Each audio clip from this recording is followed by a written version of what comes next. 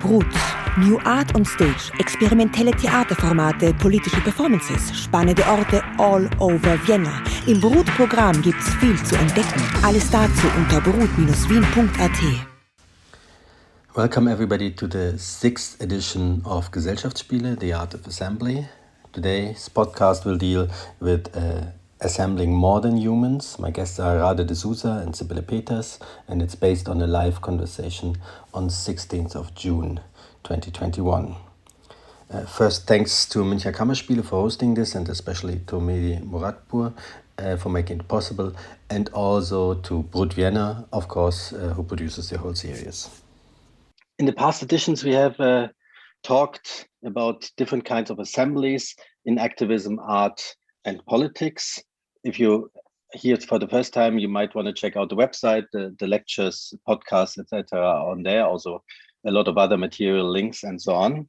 And we had looked at the potential of assemblies as something that is already has a performative power just by happening in a way, but even more, I guess, at something, a sphere where we can think about or create some radical imagination. And that's maybe the main link to tonight's session for me. The question of how to develop a more radical imagination also regarding the questions of representation. Who is represented, who is not represented, and why, who's represented by whom, etc. All these questions are core questions for democracies all over the world since a couple of years. I mean, always, but even more enforced than last years, but also for theater. And we were talking a lot about this, but mainly we were talking about it is regarding humans, regarding the question of representation of people whose stories are not heard, whose rights are not acknowledged, etc. I guess in recent years, also more and more became clear that this, as much as this is obviously a project far from being completed, is not ambitious enough somehow. So there have to be other agents also to come into play. So how can we talk, for example, about the climate crisis, the climate catastrophe that we're witnessing and that we're also fueling, without including into this conversation other beings, entities that are in this together with us. So recent discussions around the Anthropocene and new materialism have quite fiercely challenged the idea of such anthropocentric limitations.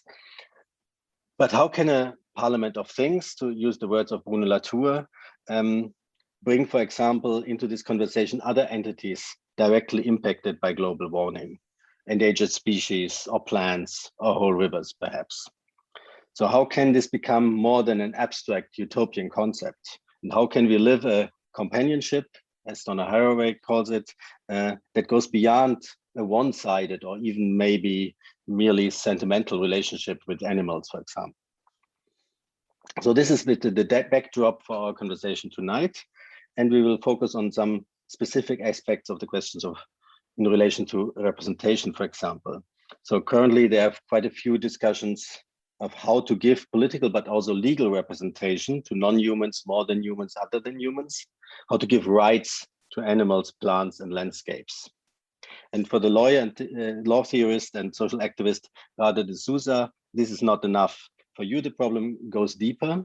So you argue that the concept of rights is already fundamentally flawed, as it always is associated with contracts, with property, private property, and put social relationships into a contractual mode in a way. And drawing on insights from indigenous cultures and everyday practices, you point out the centrality of assembly for collective life among animals and humans. I'm very glad that you're here. And performance maker and theorist Sibylle Peters deals in her practice as theorist and theater makers since many years with the concept of assemblies. I think you said like since 20 years or something, you work on assemblies. And recently you're also trying to create zones of companionship in which humans and other co-species can come together without, as you say, food chains or soup cages getting in between.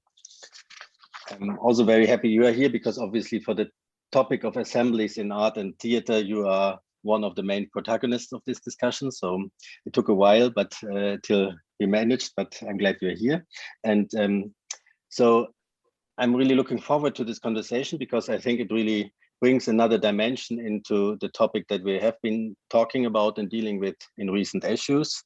And we will first hear a lecture by Radha that was pre-recorded, and then have the input by Sibylle, and then join all together again. Radha D'Souza is a critical scholar, social justice activist, barrister, and writer from India. She's a professor of law, development and conflict studies at the University of Westminster.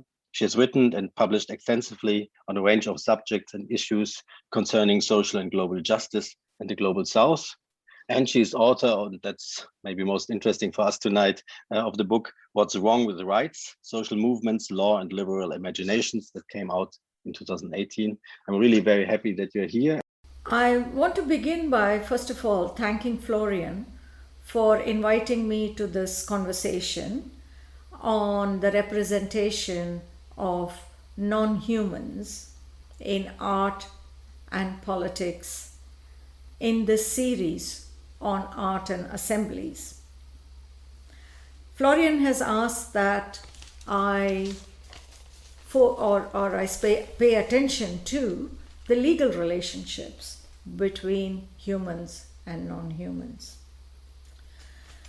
I want to begin my reflections today by remembering my mother.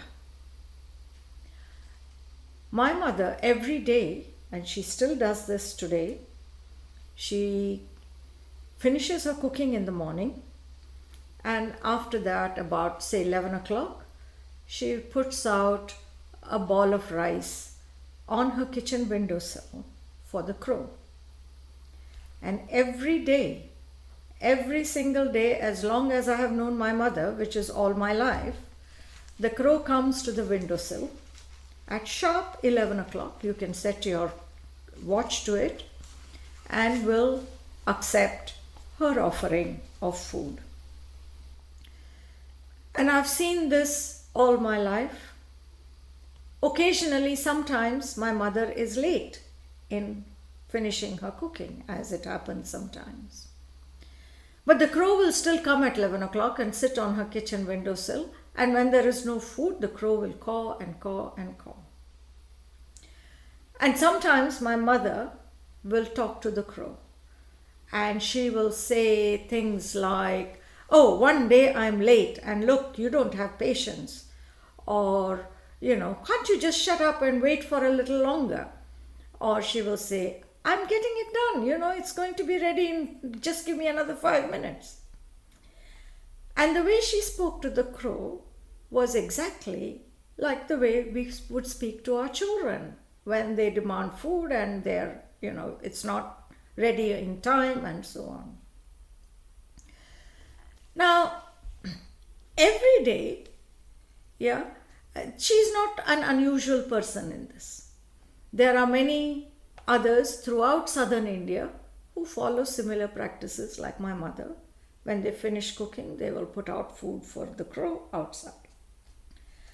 Now, why is it that we are not able to accept a relationship with other species and without bringing them under a legal or regulatory framework? My mother doesn't think that the crow has rights. My mother doesn't think that she has to defend the right to food of the crow. She just does it. And it's a relationship. And every day it comes at 11 o'clock and demands the food that she has trained, that she has almost like, created an expectation, if you like. Now, if you ask people in southern India why they feed the crows in this way, they will say, "Oh, the crows communicate with our ancestors." Yeah. Now, to many people, this sounds like mumbo jumbo. Yeah. Especially those of us who are trained in scientific rationality, we think,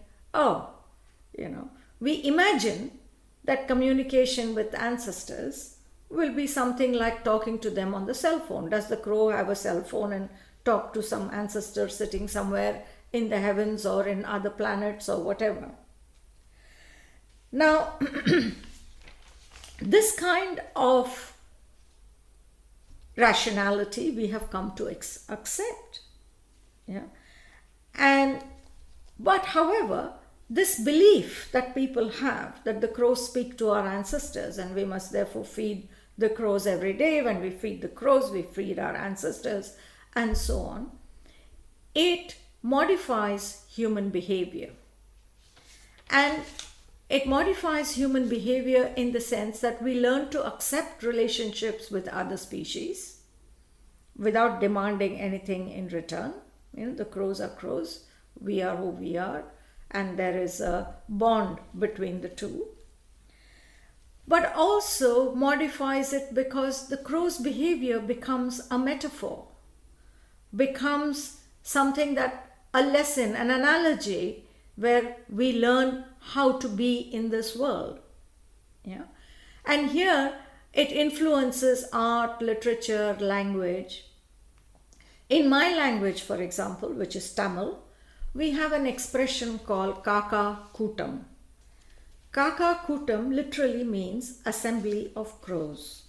Yeah? Kaka is crow, Kutam is a gathering or an assembly. Now, what is this Kaka Kutam about? Yeah? When a crow sees another crow that is dead, when it sees one of its own kind is dead, it will perch on some place available and start cawing. And within minutes, you will have hundreds and hundreds of crows that gather around one of their own dead. So this gathering around to mourn your dead, we call Kaka Kutam, or a gathering of crows. Lately, in the context of COVID and whatever, we have been using this expression quite frequently. Yeah? We have many people dying. You may have heard about the situation in India and COVID. And we speak on the phone and we say to each other, look what life has come to. We are not even able to have a gathering of crows because we can no longer gather to mourn our dead. And for me, this inability to gather to mourn our dead, or to have an assembly of crows as we call it in my language, is in some ways symptomatic of where capitalist modernity has brought us to. This is the trajectory that our civilization has come to, yeah?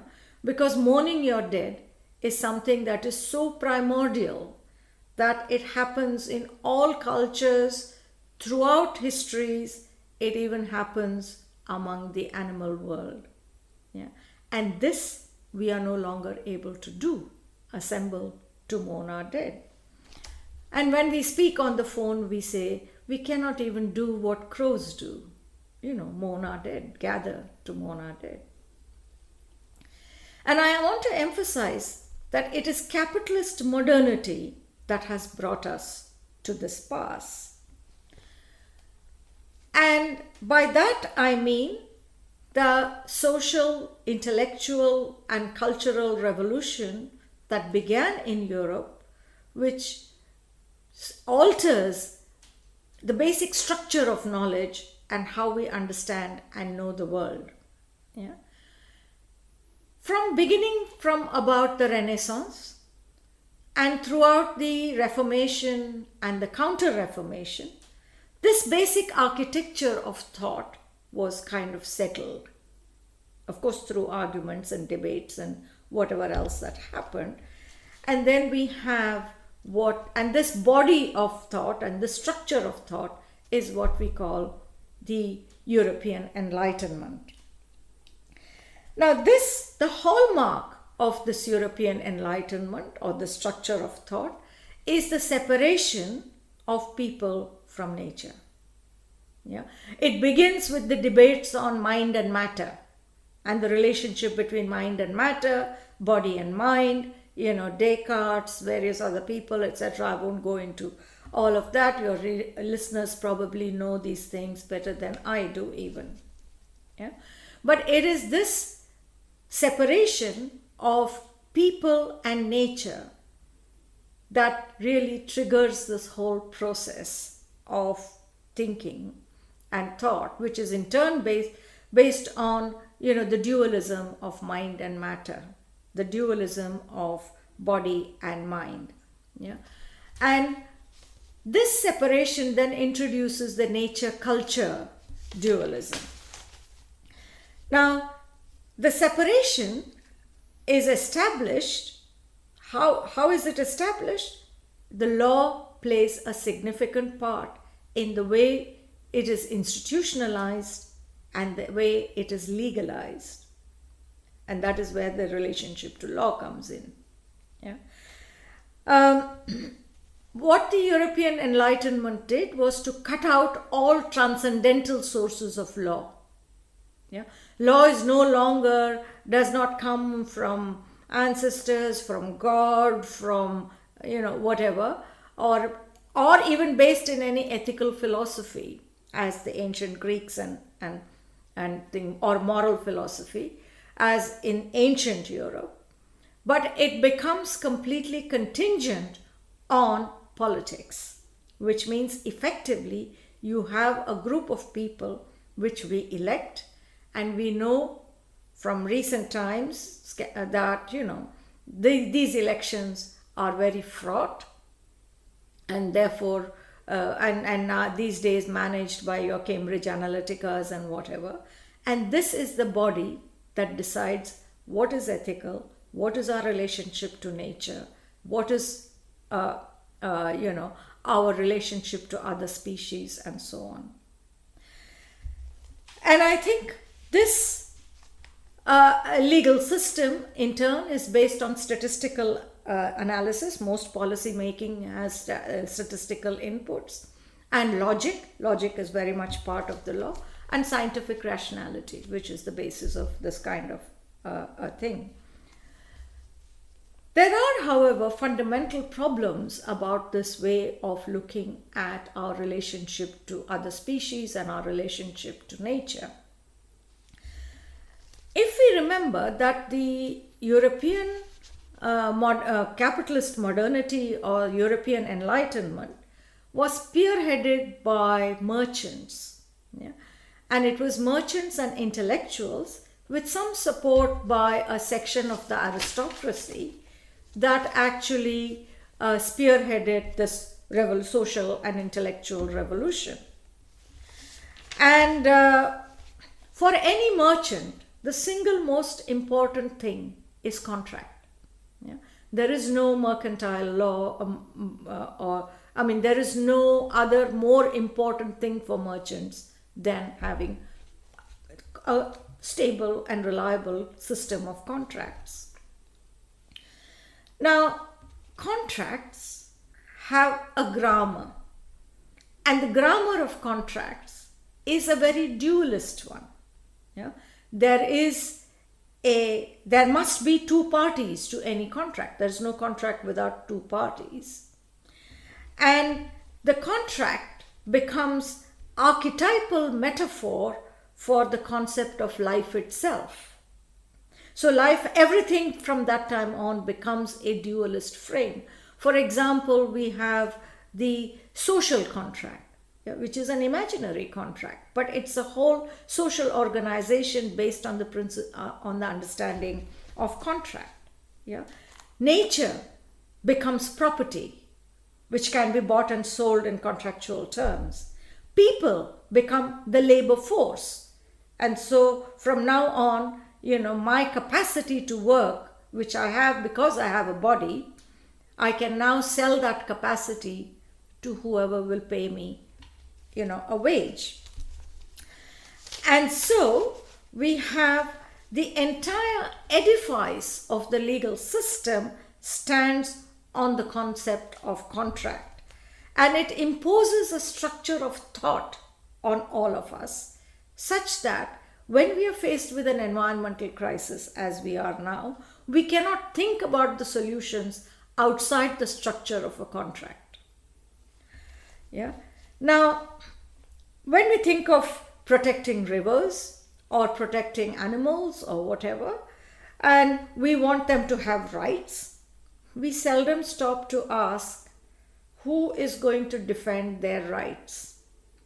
Yeah, because the rights framework, as I said, has a grammar, and the grammar of rights is there must be a subject of rights. That means there must be a right bearer, in this case a river or an animal. There must be a substance of rights, that is somebody or what is the thing, because rights distribute entitlements. And so what is this thing that is being distributed between the contracting parties? And then we have what is called the basis of entitlement. That is another part of the grammar. And so what is the justification for claiming rights? And of course there is lastly the purpose of rights. Yeah? So when merchants speak of freedom, what they are effectively speaking about is freedom to contract. This concept of freedom is vastly different from the meaning of freedom for nature, for living, for the crow, for example. Yeah, and so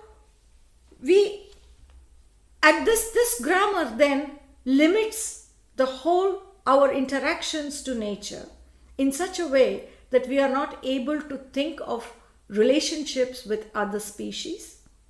We are no longer able to think of ourselves as part of nature, because we too are part of nature. We are also part of the animal kingdom, if you like. And we share, and I'm reminded here of an Australian philosopher called Raymond Gaeta, and he wrote a beautiful book called The Philosopher's Dog. And one of the things that has stayed with me from that book is that we, because we are also part of nature and part of the animal world, we share with other species a lot of attributes, a lot of characteristics. For example, feelings of devotion, feelings of loyalty, feelings of pain, joy when there is new life, sorrow when there is death, like the assembly of crows. And we are no longer able to comprehend this. And having conceded to the language of rights to understand this fundamental relationship, we are then left to speaking about these things as if they were linguistic exercises. So we speak, should we use the word non-human? Should we use the word animal? Should we use the word this or that? As if language can fix a problem that law has created by establishing this dualism. And that, to me, is really the fundamental problem that we are confronted with. These problems cannot be fixed linguistically. And the structure of the knowledge that we have today informs the law, and political action is informed by the law. We have no cosmological, transcendental sources of law, no understanding. Science dismissed cosmology, dismissed ontology. So we have no other way of understanding this. And then we keep going round and round with linguistic exercises, trying to change with language a reality that is vast bigger. Because nature is too vast. Yeah? Nature is too big. No one individual or no one generation can know or understand it completely.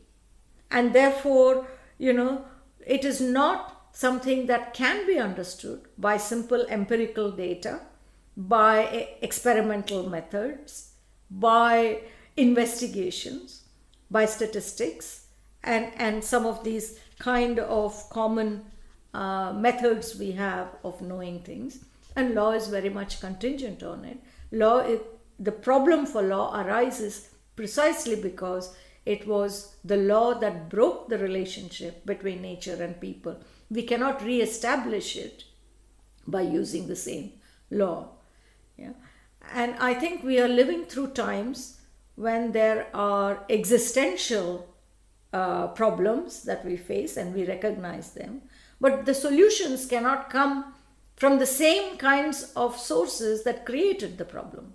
And this is the problem I have with law and the relationship between, humans and non-humans, which law establishes. We want to change that using the same law. And that, to my mind, is just going round in circles. I'll just stop there and see what others have to say, or I'll just stop there. Thank you. Thank you so much, Radha. Well, of course, there would be immediately a lot of questions and remarks. But first, I'd like to also introduce Sibylle Peters. Sibylle Peters is a researcher, performance artist, and theater director based in Hamburg. She's co-founder and artistic director of Fundus Theater, Theater of Research in Hamburg, and she's co-founder of the PhD programs Assemblies and Participation and Performing Citizenship. And she was head of the Heterotopia graduate program at Folkwang University of the Arts. And as I said before, I'm really happy that you're here, Sibylle, because you deal since many years with assemblies, mostly with assemblies of humans in different contexts, in activist contexts, theater contexts, or on the cusp of both. But you also recently turned into looking into the possibilities of assemblies with more than humans, assemblies with animals, etc. But you will tell us more about that. The floor is yours. Yeah, thank you, Florian, for inviting me to be part of this conversation. And as you said, I'm here today as a theater maker and performance artist, also as a researcher. And just like you, I understand theater and performance first and foremost as an art of assembly, I guess. And I think actually that assemblies are fundamental for society. All major systems of society, like rights, politics, education, religion, all those are based on certain kinds of assemblies, assemblies like the one in the courtroom or in the parliament and so on. And these assemblies have very specific rules and roles which have to be performed to make the respective system work.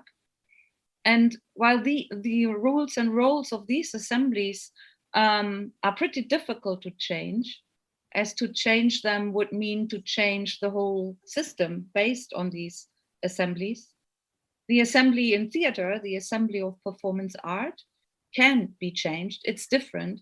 The rules and roles of these assemblies, we can create them in one way or the other. So as an assembly maker, we can try to create different kinds of assemblies. We can influence who is gathering, who is playing which part, who represents whom, who is speaking, who is listening, who is called an expert, how collective decision-making takes place, how assemblies are seated or are moving around. And this possibility to experiment with the practice of assembling and of gathering comes with the possibility to do research. We can ask and we can try, how could social systems work differently if the rules and roles of the respective assemblies are changed? In Hamburg, where I'm based, we used this opportunity for research in a PhD program called Assemblies and Participation. This was a PhD program for participatory art-based research. And in this program, dozens of alternative and often pretty improbable assemblies took place. For example, a project called The Youngest Court, Das jüngste Gericht, von Elise von Bernsdorf, in which children formed a court of law and discussed cases which for some reason failed to find justice in the court system as it is. We also held a big assembly called The Art of Being Many, bringing together activists from the real democracy movements and artists experimenting with new practices of gathering. And I'm going to show you a picture of that in a second.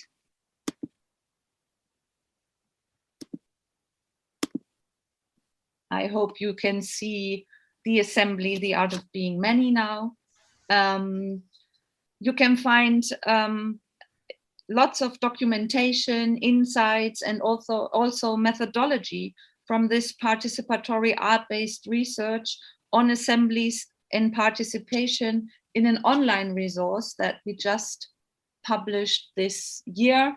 It's called pab-research.de. And here you can find more than 50 research projects analyzed, most of them around assemblies. Almost all the assemblies in this big body of work were assembling humans, though. Some of the projects reflected the fact that the assemblies of humans are enabled and formatted by things, by materials, by media, by architecture, by having a body and being a body, by infrastructure and logistics, by sharing food, by including sensual experiences and transporting affects and so on. But only towards the very end of this long period of research in 2019, I came to do a project that was different in this regard. And this project was called The Animals of Manchester, Including Humans. I did this project together with Lois Keedon from the Life Art Development Agency in London. And by the time we started this project, it was clear to me that to do assembly-based research, you need a desire to drive things forward, a collective desire, a desire that is shared by many, many people. And to find an unfulfilled desire like that, I often look at children's wishes. As Florian said, I'm artistic director of the Fundus Theater of Research in Hamburg, which is a theater for young audiences. And here I have a lot of opportunity to ask children for their wishes. For a long time, these wishes were pretty diverse. 15 years, they were diverse. They were about pirates or about being rich, about talking to ghosts or experiencing a miracle. And we actually did assembly-based research projects on all of the before mentioned wishes. For example, here about the wish to be rich, our own bank. But recently, the wishes of kids started to change. In recent years, they have come to focus more and more on one topic, and this is the relation between humans and other living beings. Kids are really very concerned about that, and the wish to have contact with other animals on eye level and to find companionship and to end the loneliness of being out of touch with other species has come to the top of the wish list of the children of Hamburg, at least, and also the UK, actually, where I also asked. Given this desire, we decided to use the opportunity given to us by Manchester International Festival for an assembly of animals, including humans. We created a zone in a park around Whitworth Gallery in central Manchester, where we tried to reassemble a small version of the city of Manchester in which all species, including humans, existed together as equals, if only for a few days. To prepare for these few days, we worked with a big group of artists, researchers, activists, and kids, more than 150 in total over the course of 1 year. And I'd like to call this kind of research heterotopian research, as it strives to create a heterotopian assemble, an other space with other rules and roles of how to assemble within the given space of society, though. In other words, in heterotopian research, we are trying to create a zone in which for a limited time, rules are different, or at least can be experienced and enacted as if they were different. This is very difficult as, of course, the premises of the park around Whitworth Gallery are not exterritorial grounds. All kinds of rules and regulations, laws and rights apply here. And these difficulties are actually what the research is about. Let me show you what I mean. Trying to reassemble the animals of Manchester, including humans, we started with an anamnesis of the animals concerned.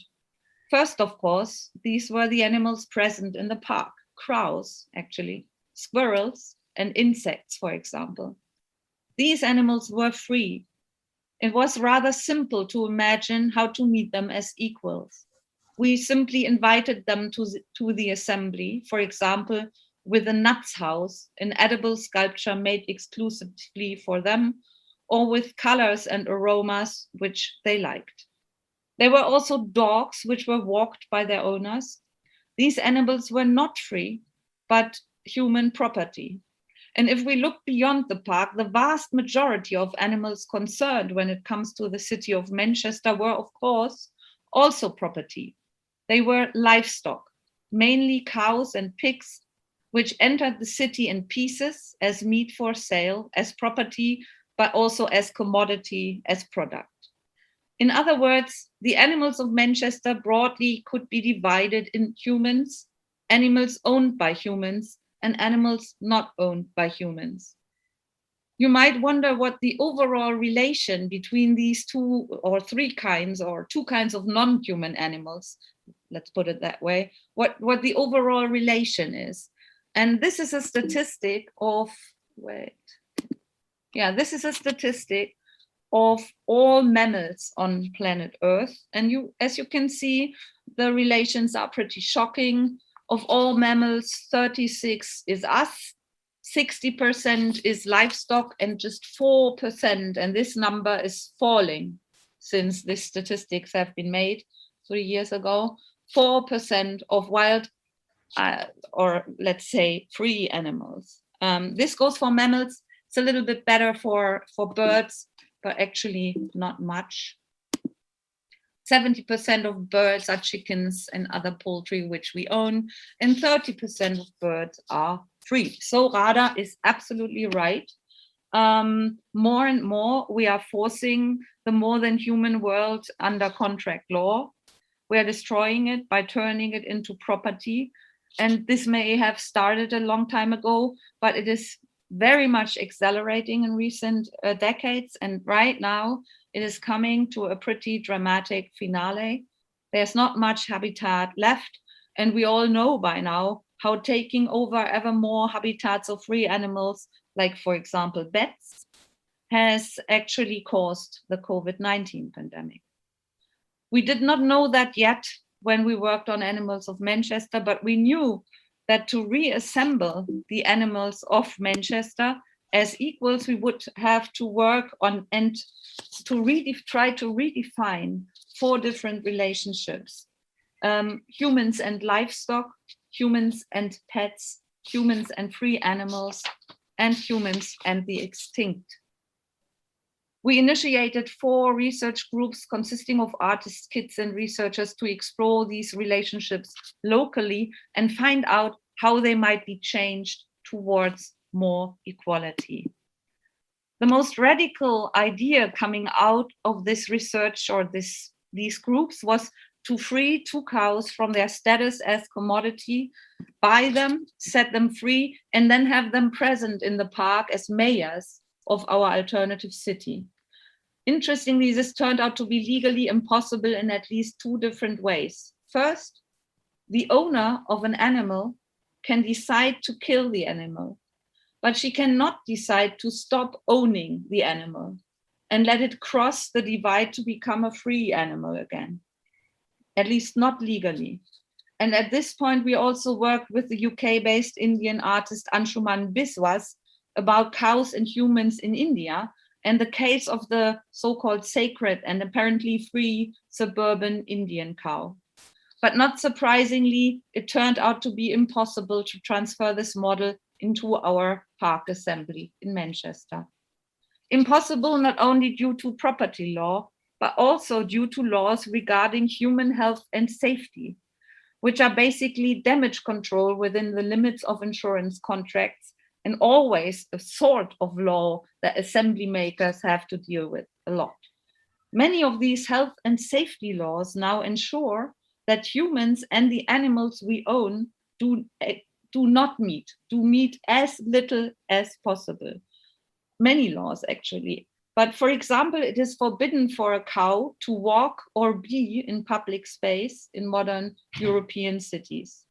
There's a complicated process of getting a license for bringing a cow in public, which includes the necessity to put them in cages, high and very visible and very strong steel cages. I will show you what I mean here.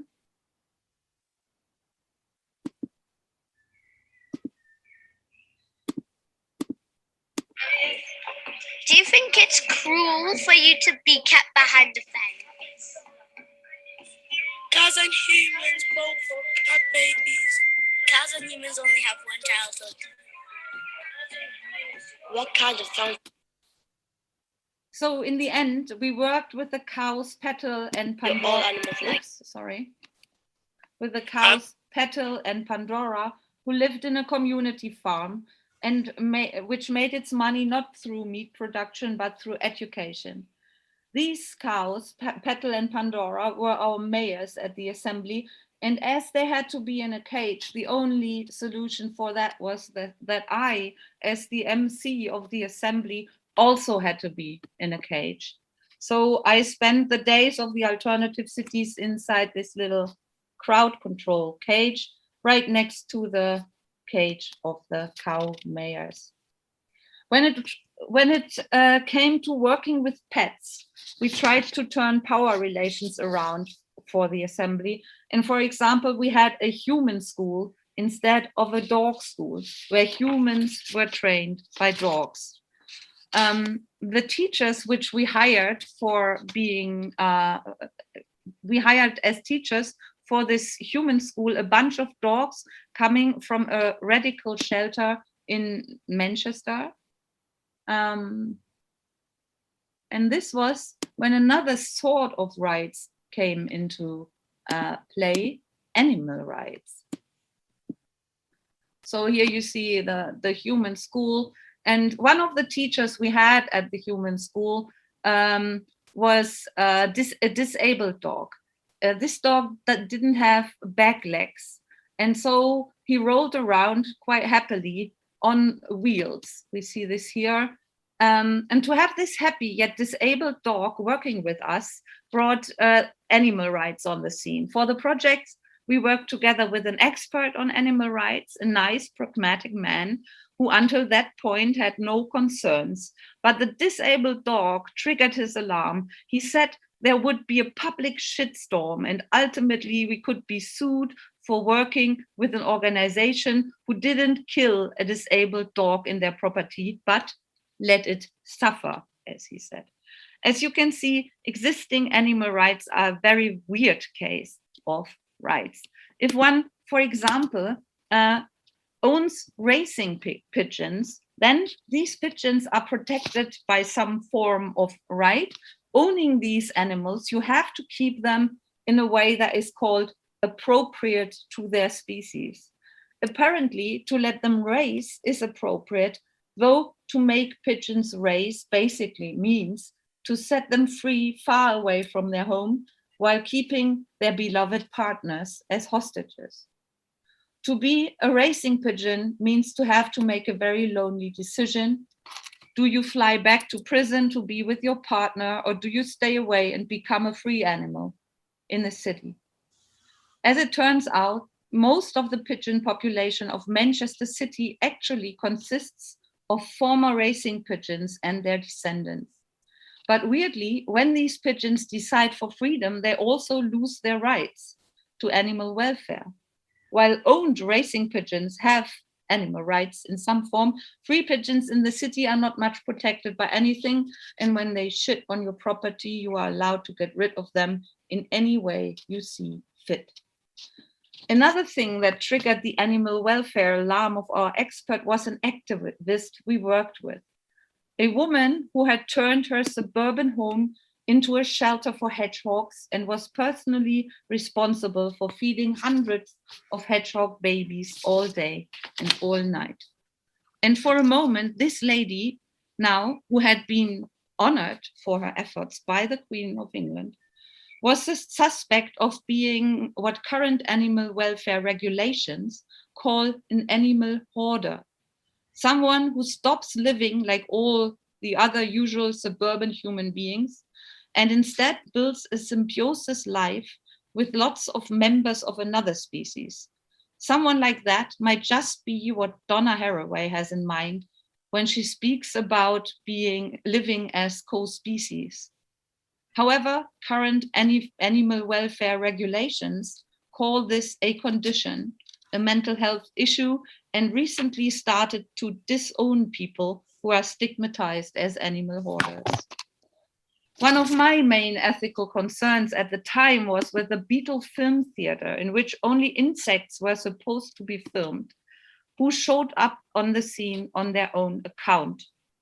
To me, that was an important rule, but there was a scientist, a beetle expert from the University of Manchester, who reigned over an archive of thousands and thousands of dead insects, and he was collaborating with the beetle film theater, and he wasn't really convinced of this rule. He was otherwise an advocate and protector of insect life, just not of those insects he personally came across. So I struggled to make sure that he wouldn't just treat them as usual, and I hope the animal welfare expert would back me up by stressing that no insects should be harmed on our watch. However, he failed the script again and said that insects don't have rights of any kind and can be killed anytime, no problem. And another legal boundary we couldn't cross in our efforts to reassemble. After talking to Whitworth Gallery about our plans for Animals of Manchester for more than a year, the gallery suddenly, 2 months prior to the event, decided that no animals apart from humans would be admitted to the gallery, none whatsoever. We exhibited in the gallery the pantheon of performing animals, but performing animals had no access, which made us understand two things. What is called culture is mostly monoculture, and monoculture is what is disassembling us. Nevertheless, with the pantheon of performing animals, we were honoring animals as artists, as colleagues. And we meant that our aim was to treat animals as equals, not better, not worse. So for all the animals who were part of this assembly, we tried to do the same as we did for the human artists or for the kids researchers. We tried to create good working conditions and a good overall experience. So of course, we paid the dog shelter to pay for the dogs who worked with us. For sure, we worked with a disabled dog. We finally made sure that no insects were killed, though they might have been dragged on stage once in a while. The assembly at the town hall, the assembly inside the assembly, if you may, was only in session when Petal and Pandora were coming into the public part of their cage, instead of relaxing and sleeping in the private, hidden part in the back. And when the assembly at the town hall was in session, the research groups of kids and artists reported their findings. Some of the kids made suggestions for the welfare of and dignity of city pigeons. Some others lent their voices to the extinct animals and read out poems in their name. In this assembly, inside the assembly, children were widely representing other animals. And we thought that this might work because both animals and children are not usually represented in political discourse. Conclusion: we tried to reassemble the animals of Manchester, humans, pets, free animals, livestock, and the extinct as equal. And of course, we failed. But what did we learn? You might say it was given knowledge before. It was known to someone that cows are not allowed in public space or that insects have no rights at all. But the knowledge needed to be reassembled too. By trying to act as if rights were distributed differently, we reassembled what is divided by current rights and regulations. And in this reassembling, we were able to experience, in contrast, what existing rights and regulations actually do in how they work to bring about the performance of our daily urban disassembled lives.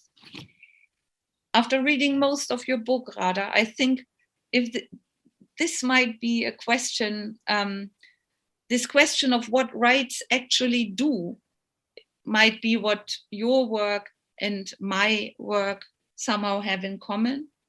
However, the kind of research described in this project, of course, is also fueled by the hope that the performative character of rights will allow us, in assembly and by means of collective magic, to bring other rights into being by making them feel right, if you may.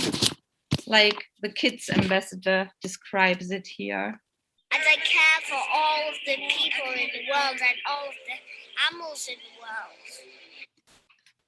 Yeah, in the open assembly at the town hall of the alternative city in the park, hundreds and hundreds of young humans swore an oath and committed to being an animal of Manchester, not better, not worse than all the others. And I did too, actually. And to be honest, I was considerably proud of that. But after reading your book, Radha, I'm not so sure anymore. I have a few doubts. Maybe I should stop to rely so heavily on rights when it comes to forms of collective imagination. What do you think? Thank you for your attention. It is it's a question that I get asked often. Florian, I'm assuming you want me to take that question. I guess I just welcome back everybody and thanks for your lectures. And yes, please take this question. Yeah, I think,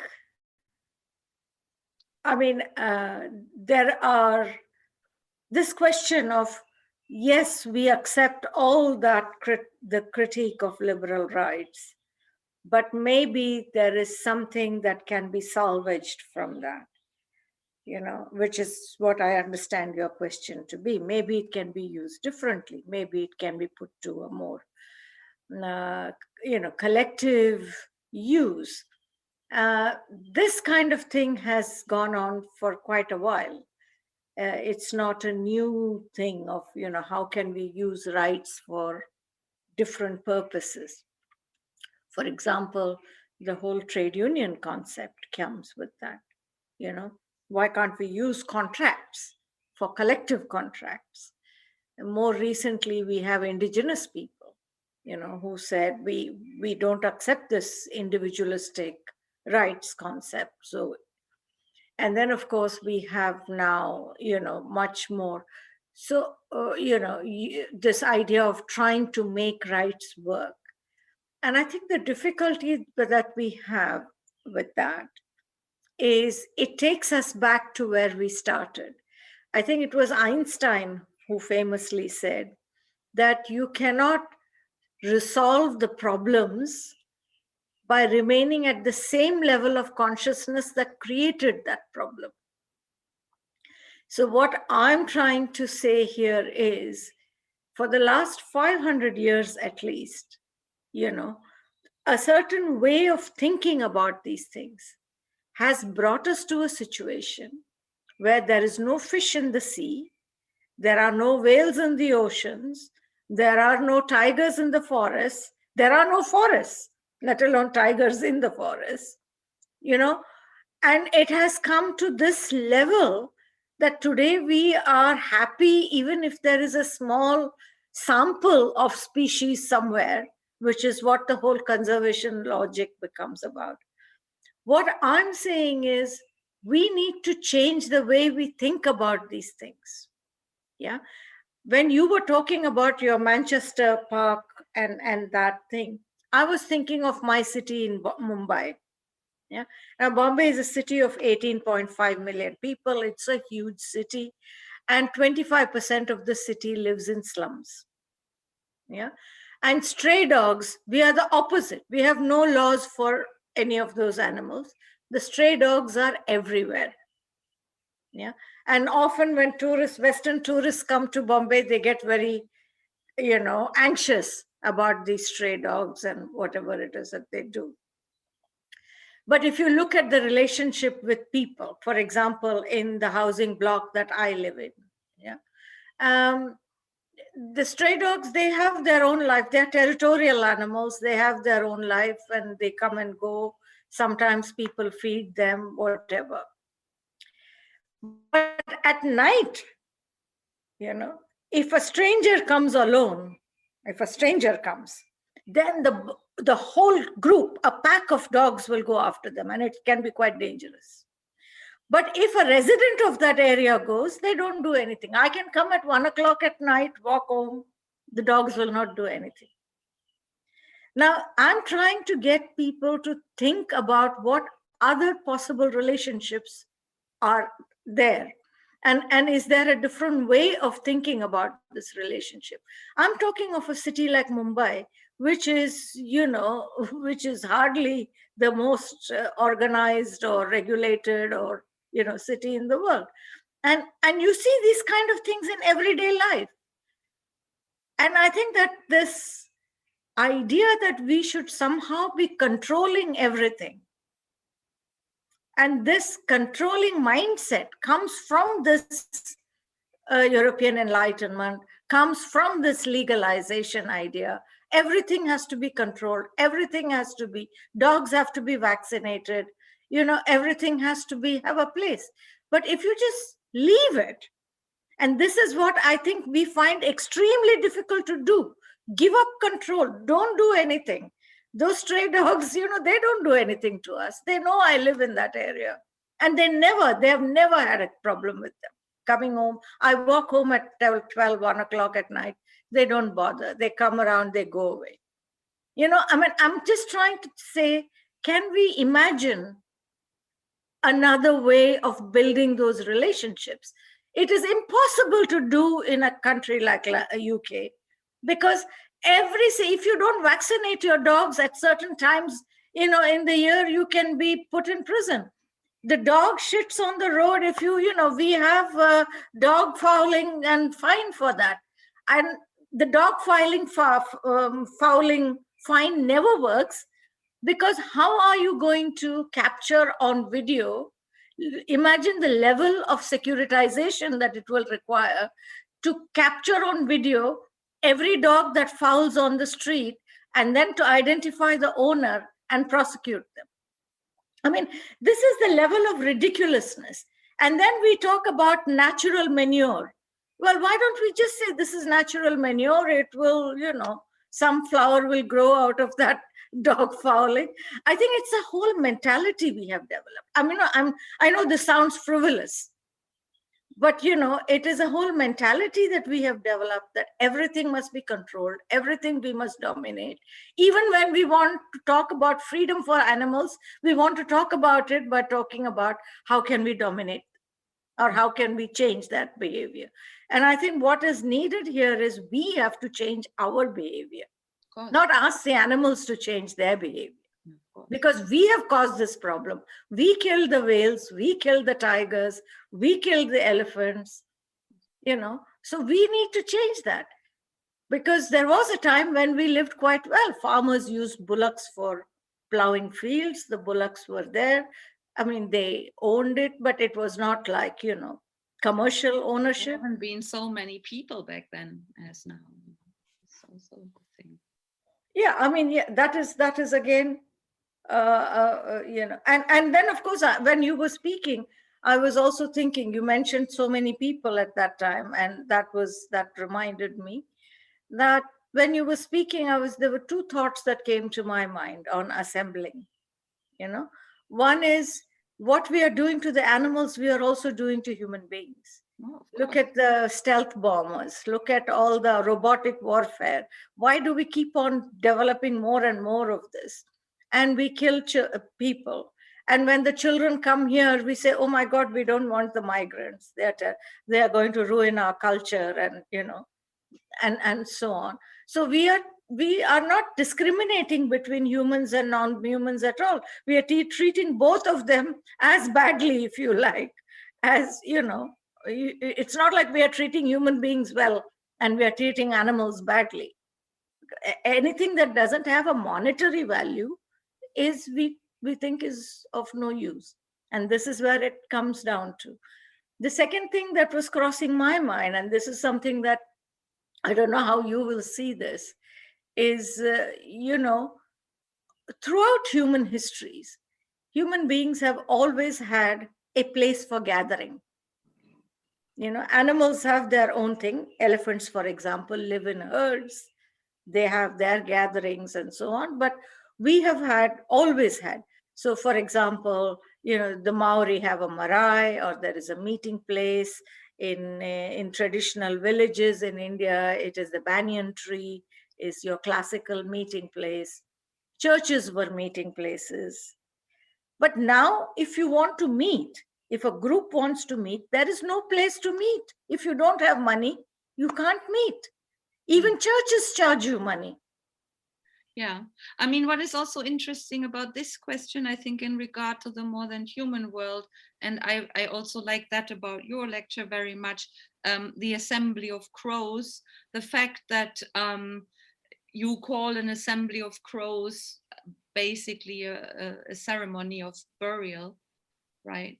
That is kind of, you take the word from the animal kingdom and maybe also somehow the practice, right? So I think what is also interesting to kind of work against the culture nature divide, or this whole divide between us and the other animals, to look at the way animals gather and assemble, and how that they actually do that, and how interesting that is for us. I mean, that did happen theoretically in recent years. We had all the swarm theory that was very much about that.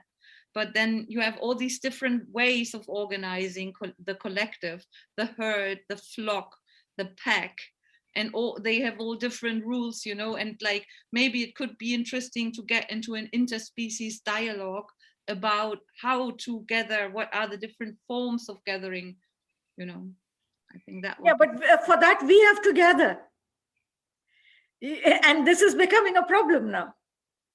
Yeah, you're right. I mean, I hope that that it will be less of a problem than it was the last 18 months. That was a special situation even, right? Yeah, I mean, the COVID is one part of the problem. Yeah. But also I'm saying that for us to gather, even without the COVID, you need to book a hall, you need to get police permission. You can't just come together and say, we want. You have to be able to pay for that, or you have to find somebody who will give you a donation. It's not like you can't naturally come together and meet somewhere. If it is summer, you may be able to meet in a park. Yeah, I mean, that might also differ from place to place. Here where I live, we still have community centers. We do have alternative squatted houses. We do have theaters which provide this service. But of course, in many places you don't, yeah. But what we do not have so much is places to assemble with other species in any kind of productive or interesting way. It's interesting that in a way you connect the problem to we would then call about the public sphere or the public space, basically, which of course is again a contracted and legalized place, but it's at least this sphere that maybe exists a little bit more in Hamburg still than in other places. I mean, that with Occupy and all these occupations, these were topics also that came in, but then there are the rules playing out, okay? And of course, then with animals assembling in the public space, they are not that public that you could do that, as you described, Sibylle, very, very clearly. I was a bit thinking, because of course we always enter the question of, and it came up already with your comment, Sibylle, that you say, but it was less people then, and so there's always the question of the reality check or the pragmatics coming in. And we, of course, in theater, as you also said in the beginning, Sibylle, that for we can see theater and art and assemblies in theater and art also as places of a certain imagination. We can play out things, and we don't need to. We can pre-enact it, as it was said in editions by Oliver Malzacher, for example. So we can use this as a tool. So we don't really have to justify immediately the step but how to implement this in a way. So Sibylle, you don't really have to implement it in the city of Manchester.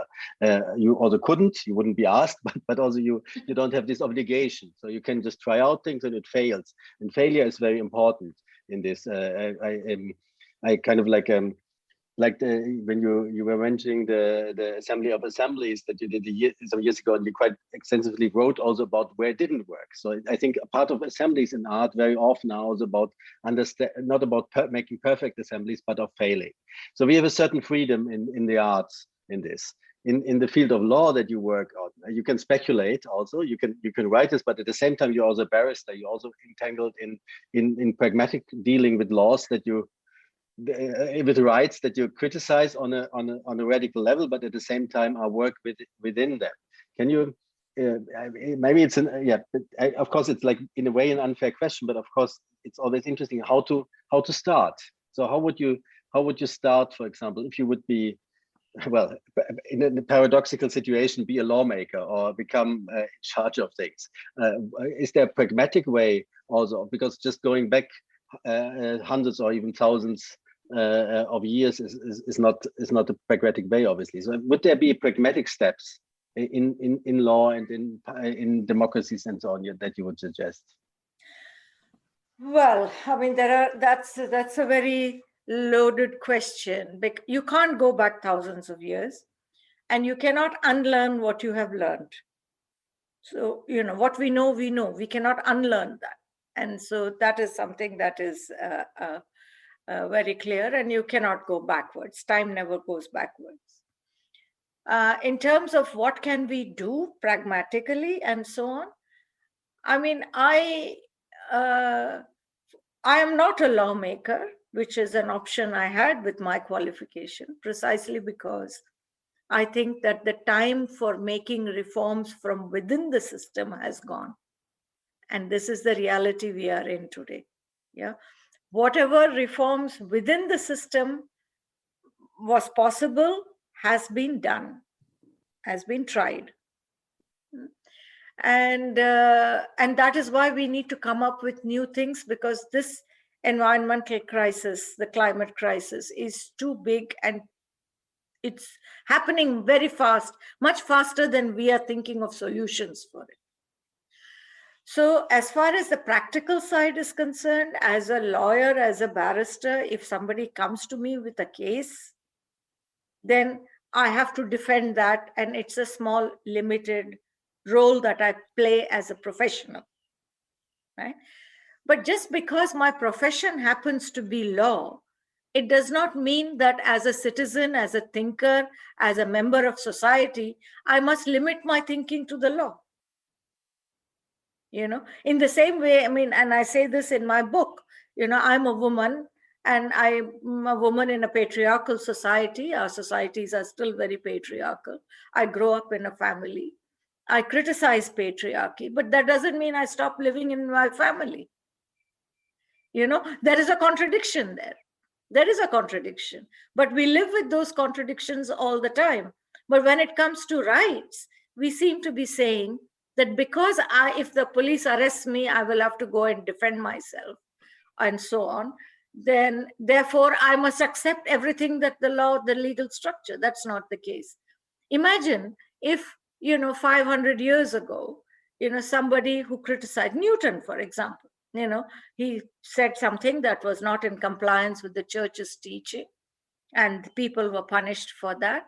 But it would be unthinkable for those people that there would come a time when God is completely removed from everything. See, this would have been unthinkable 500 years ago even for the most radical thinkers. So I think somewhere what is happening with us is our imaginations. We are putting a straitjacket on it. Nobody else is doing it. We are doing it. And that is why I think that is something that let us not just be overtaken by pragmaticism, because pragmaticism can only take you so far. And the time for that is now kind of gone. And that would be my thing. There has to be a new solution. We can't keep doing the same things again and again. As far as democracies are concerned, I think that it is high time people woke up to the reality that this, what we imagine to be democracy, is every day turning out to be more and more undemocratic. Our societies are becoming so undemocratic. Look at the anti-terrorism laws in the UK.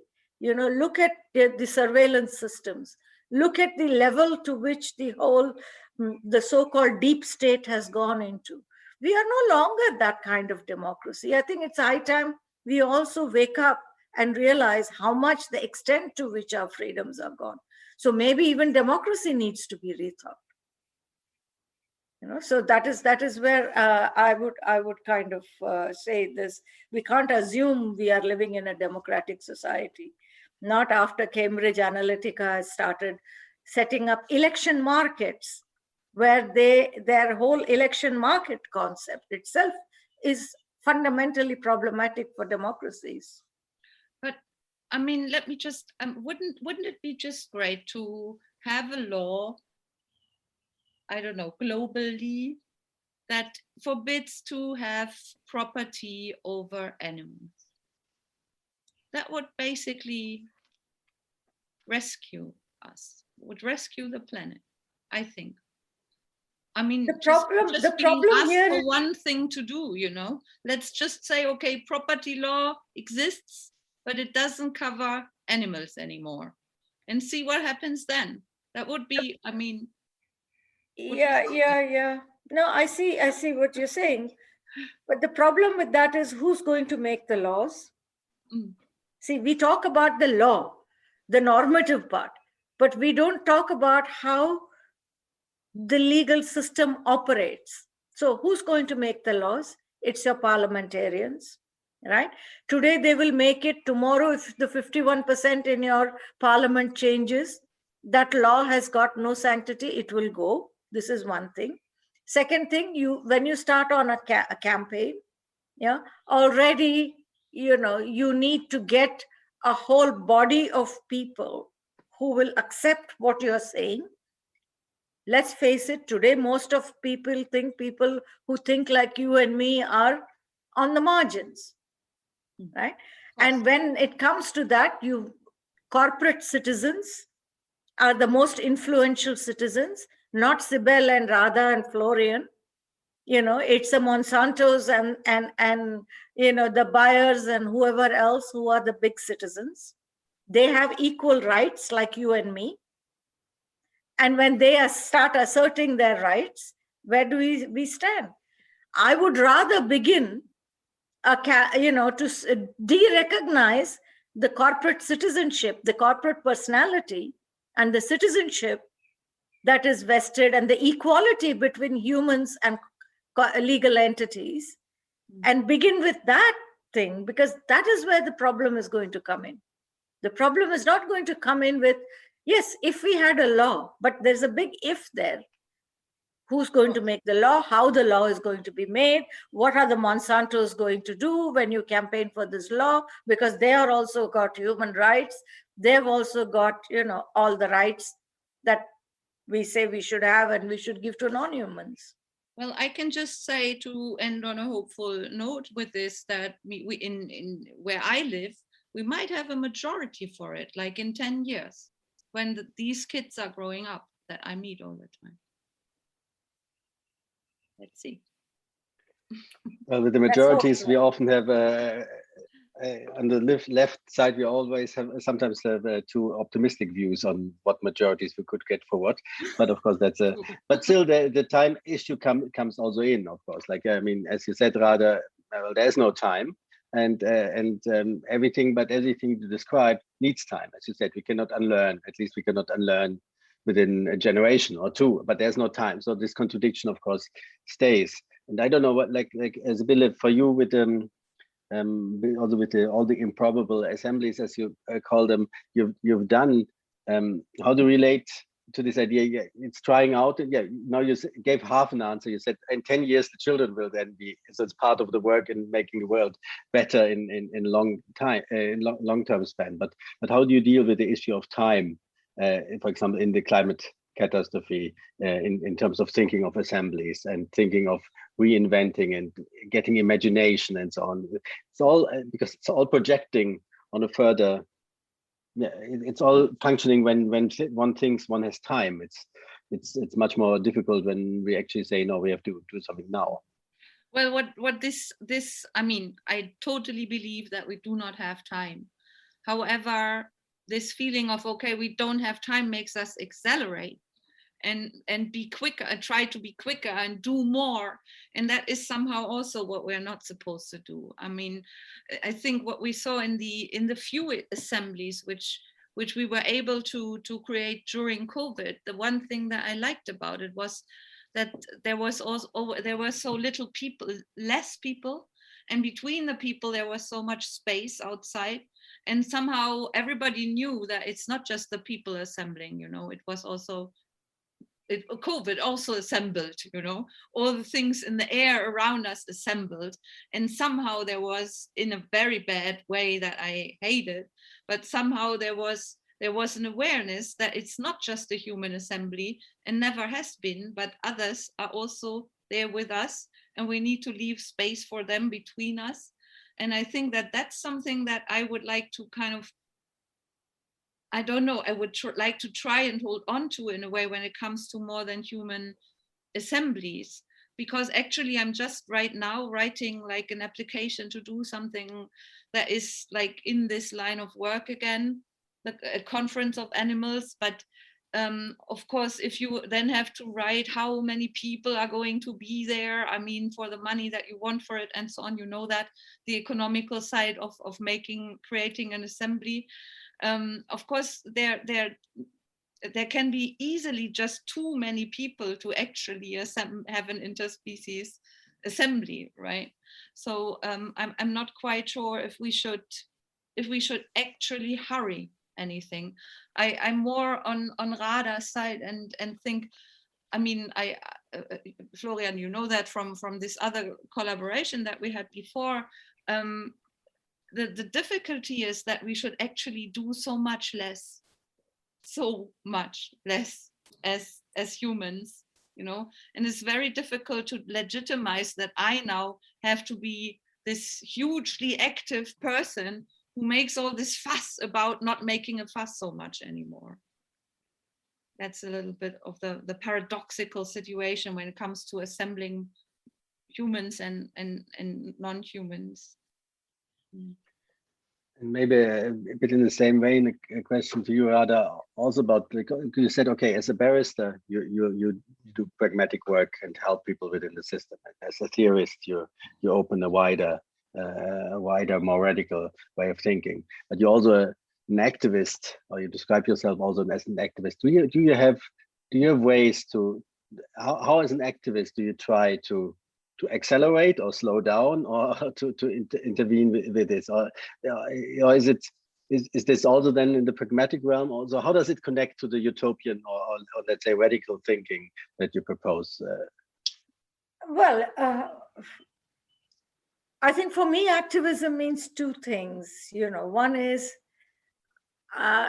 if you're not engaged with the real world and with real people and real issues, then you risk becoming, you know, a ivory tower intellectual and start talking about things that don't relate to the real world. So I think for me, activism keeps me engaged with people, the problems, the issues, and also keeps me thinking, why is the world the way it is, you know, sort of thing. But the other thing is also going back to those same people, because ultimately change will come when we, you know, when people act and when people accept and internalize these ideas. I don't think we can 100% predict what will happen, but I think that it is important to go on challenging and pushing and pushing and pushing in whatever way we can, in actions, in campaigns, in protests, in every possible way we can, and to challenge these kind of ideas without compromising on the philosophical foundations of our ideas. I mean, this has happened, for example, in anti-globalization movements. We used to have big arguments, especially with people from the global south and the global north. And that came to be known as the fix it or nix it argument, because there were those who were saying we need to fix the WTO, we need to fix the World Bank, we need to do. And there were those many from, and most of them from the global south, saying, no, you have to ask, nix it, junk it. We know it's not going to be junk. Nobody is going to wind up the WTO because protesters say that this is bad. But we have to keep saying that, because only when we keep saying that, we don't get into the logic of their argument and get dragged that way. So if they come up with some reform, they said, okay, carbon certification. Then we started, okay, the problems protesting against carbon certification. Then now they want to come up with some other formula. But we'll be there to protest against that too.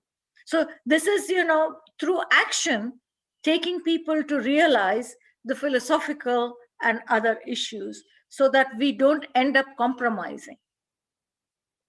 In our thinking, we may compromise in our agitation or protest, call off a movement, call off an Occupy agitation.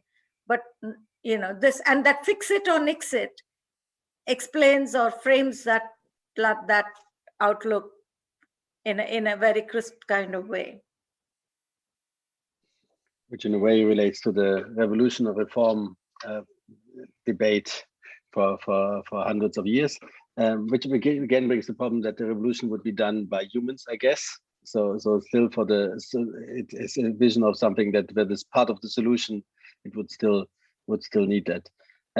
Maybe before we come to an end towards this official part, and as I said before, everybody listening is welcome to join us for the Zoom conversation in a moment. There's the link below the image now on your webpage, hopefully, where you can just enter. But before we come to that, maybe to have because we're already almost there, but I would like to again maybe ask both of you to say, and you hinted at it, but maybe what are your next steps? What are you working on now in this direction? What are your new aspects of thinking or of developing performances? You both hinted at it, but maybe if you could give an outlaw of you an outview of you, how you personally in a way continue the work you were describing. Do you want to start, Radha, or should I? No, go on. I think I wish I had a really good answer for that, but I'm still thinking, because I realized more and more how, especially theater, especially the black box of theater, is part of this human monoculture machine, and how I don't know how deep theater is actually rooted in this, like creating this illusion that humans are basically the only agents which count, and everything else is technical equipment or props, and it's really difficult to kind of go on in this line of work when you have to program for black box theater, which I have to do. Actually, we were trying, the Fundestheater Theater of Research is moving, and when we were not having a new space yet, I was trying during COVID, at the beginning of the pandemic, to look at spaces which would be outside, if it might be better for us to be something like a park and just temporarily work with like buildings, but I found that this is utterly it's very, very difficult, partially due to what Radha also wrote about land and property of land. It's very difficult to find a space outside where you could actually do this work. So now we have a new black box that I have to program, but actually these days I was looking at the park next to this new black box, and I was thinking about creating a conference of animals, which is in German people might know Erich Kästner, die Konferenz der Tiere, is a children's book about animals and children having an alliance against the adult world who goes to war again. And maybe find a way, a performance way that is not just creating this as a narration, but is kind of enacting a new version of this old story. That's what I'm doing these days, or around this topic. Well, I'm kind of looking at this human, non-human thing from the opposite end that you are looking at, Sibylle, because you're looking at humans and other species. Yeah, well, I'm saying I'm working on a project now that looks at corporations and states and says, these are not persons, these are not humans. They are not entitled, I am human, not Monsanto, not Airbus, not the state. And the law gives, and this is what the law does, it establishes legal persons and natural persons as equals. So I'm doing a very different kind of human, non-human work. And what we are trying to do in this, and this is actually based on my book, and there's another Dutch artist called Jonas Staal, and we are collaborating together to have a performative exhibition that will interrogate the personality and these corporations, and it's called Court for Intergenerational Climate Crimes. And so we will have evidence against corporations and states who we will try as the primary criminals who commit intergenerational climate crimes, which goes generations past, generations to come, and impacting on humans and non-humans. So we are trying to dramatize that and some of the arguments in the book through this hearings and the tribunal format, which will happen in Amsterdam later this year. Thank you so much, Radha D'Souza. Thank you, Sibylle Peters. It was really a very inspiring talk for me, and I'm glad we were opening the idea of assembly quite a bit today and looking from a different angle. And I'm quite sure this will stay with us for future editions, and we will also return to this topic in future editions. For now, I'd like to thank you all. Also, thank you for listening. And I might like to announce the next session, which hopefully will be held also analog on September 14th, 2021 in Vienna, in the frame of Wiener Festwochen, with Didier Eribon and Chantal Mouffe. So this edition will hopefully be analog, but also we will stream it online and there will be a podcast. And in case you don't know yet, or this is the first time you're listening, please have a look at the other podcast editions of this series, but also at a lot of videos and links and additional material on the website art-of-assembly.net. Thank you very much for listening and take care.